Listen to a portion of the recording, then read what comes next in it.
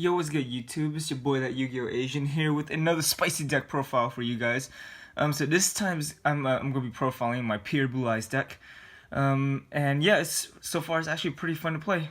Hopefully the new ban list will go up soon, so I can actually start making readjustments to my deck. But overall, the decks I've been playtesting at my locals is pretty much fine so far. So yeah, let's get into it. Of course, starting off with the main deck. Of course, we have to be playing our triple Blue Eyes White Dragon. There's no explanation about this. You gotta be running. You're running a Blue Eyes deck, guys. This is although this is pure Blue Eyes. You have to be running 3 regardless. And another special thing or interesting thing I found out was, like, when I looked at the price for the Ghost Rares, it actually went up to around like $45-ish now. It used to be like 25 or something like that.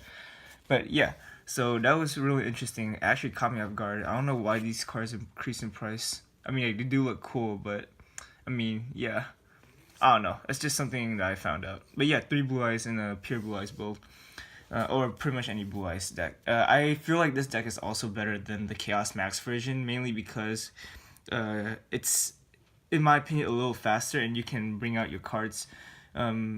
Your combo pieces a lot faster, since you don't have to be searching for your Chaos Max.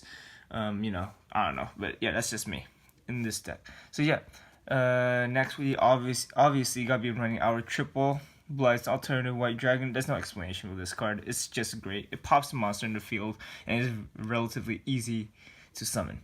So yeah, 3 of those. Next, I am bumping it up to 2 Dragon Spirit White. This card is here for backward removal, getting rid of problematic key cards, especially diagrams, light stages, stuff like that. Yeah. And not only that, it banishes their back row as well. So yeah, 2 of them in the Blue Eyes build, in my opinion, is viable. So yeah. Next, we're running our tuner support, triple Sage with Eyes of Blue, kind of standard. He's also a searcher for like Veilers and stuff, but yeah. And next we are also running our triple White Stone the Ancients.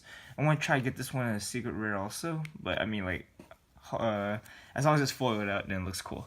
Yeah, triple Ancients kind of mandatory and standard. And 1 White Stone Legend. I like this card. This is probably the best one in my opinion, because it is it's the fastest way to get your Blue Eyes to your hand regardless. Unless it gets banished, but that's like, it rarely happens. Most of the time you're gonna dump this card from your hand, and yeah, it automatically gives you your Blue Eyes. So that's why I like the White Stone Legend as the best tuner monster in this deck. This card, King of D, King D. I mean, I'm on and off about this card. It's great, and it can not be so great. It's great due to the fact that you can search your melodies and your melodies and Dragon Revival Rhapsody, but the downside is that you have to discard 1 spell or trap card from your hand, which can be detrimental to your deck. So make sure you get your combo pieces first before you play this card. Yeah, and now we're running our other tuners. Double Ghost Ogres. Ghost Ogre is just amazing in this format due to the fact that it can pop problematic cards. As I mentioned before, diagrams is a really huge problem. Even in current today's meta, I feel like it should get hit during the next ban list, but yeah, we'll see what happens. So yeah, double Ogres, it just pops problematic cards in the field, as well as double effect Veiler.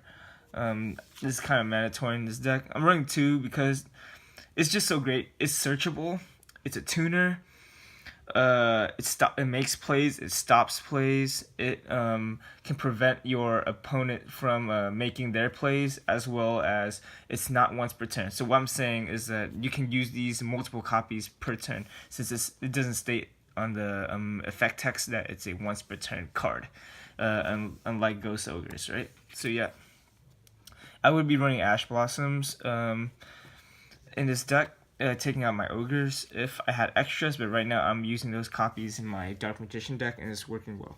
Yeah, but this build is perfect. So yeah, that's a 20 monster count, I believe. We're moving on to the spells. Triple Melody, staple in the deck, and it searches. If this card gets Ash, then you're pretty much screwed though, to be honest. Unless you have a second one. But yeah, 2 of those. I mean, 3 triple melody. Next, we are running triple Return to Dragon Lords, kind of mandatory in this deck as well. It's your reborn. It's pretty much monster reborn for dragons, and it also protects them as well. So yeah, triple of those, kind of a mandatory and standard. Trade in, triple trade in. I'm trying to get my secret rares. They look cooler than these rares and this common. Kind of it kind of bothers me that these aren't a foil yet, but I'm trying to get those soon. Trade-in here is for obviously draw power. You gotta play triple trade-in. Let's go. Alright, the other draw power card, One Pot of Desires. A lot of people hate this card. I like this card at 1 in this deck personally because of the fact that you don't need 2. Let's just say that banishing too much can destroy your deck, but 1 is just perfect. It is the new Pot of Greed. As long as you get your combo pieces first before you resolve this card is amazing. So yeah, that's what people need to remember. Get your make your board first. Don't play too early.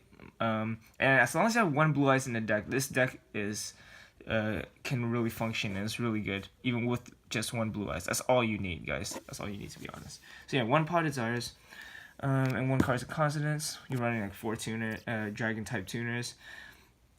So yeah, that's it for the draw power engine. And next we are running our Foolish Burial type cards, double Dragon Shrine and 1 Foolish Burial. I bumped it up to from 0 to 1. I mean from 1 to 2, my bad. Because of the versatility this card provides, you can dump so many options in this deck. Getting Legend. What was that? There's Legend. There's the Ancients. You can dump it with that after you dump your blue eyes. And I'm playing also 1, instead of playing 3 triple Dragon Shrine, I'm only running 2 and 1 Foolish Barrel because this is not a once per turn card, while this is. So I'm kind of limited to my plays, in a way. But yeah, I like this version, this ratio the best, 2 and 1. Well, mainly you can only run 1 Foolish Barrel anyways, because it's limited. So yeah, triple of those, or 2 Shrine and 1 Burial works perfectly fine. 1 Dragon Revival Rhapsody, because of the fact that you can reborn your card. This is like a mini soul charge in my opinion. You can pretty much reborn your dragon types, your dragon monsters from your graveyard, and just make a big field and just pop them next turn. Well, not pop them, but OTK them or something. But yeah, that's why I use this card for it in the main deck. Monster Reborn, kind of standard. This is it's back to 1, so yeah. Silver's Cry. I like this card. I use this card more as a quick play during my duels instead of activating on my turn because your opponent doesn't expect it. Yeah, you can just place on the field, activate it, reborn your blue eyes, and getting over a 3k beat stick monster is pretty hard these days. So yeah, Twin Twister for backward removal, getting rid of problematic cards, and then pushing for game. So that's why I'm running 1 Twin Twister, 1 Raigeki, pretty much for the same reason. Nuke the field, push for game, and probably the best card in my opinion in the deck is Skill Drain. This card is MVP for sure, guys. This card is just so good not to play. You can play Blue Eyes Beat Stick all day. And as long as you have 1 Blue Eyes, this card will just shut down your opponent. So yeah, that is it for the main. I don't really have to explain much about Skill Drain because everyone should know what Skill Drain is by now. It's just so good, this format. And not only that, I also looked on eBay. This card actually went up in price again, guys. That's how good this card is, this format. Yeah, so originally I opted not to play any traps, but this card I tried it and it was just so good. You just have to play Skill Drain in a Blue Eyes deck competitively. But yeah, that's it for the main deck, guys. It's a 19 card spell deck. Spell cards is 19 cards and 1 trap. So yeah, that's it. It's a 40 card main deck. I like to keep it 40 cards so you can get to your combo pieces faster. Moving on to the extra deck, it's pretty much the same.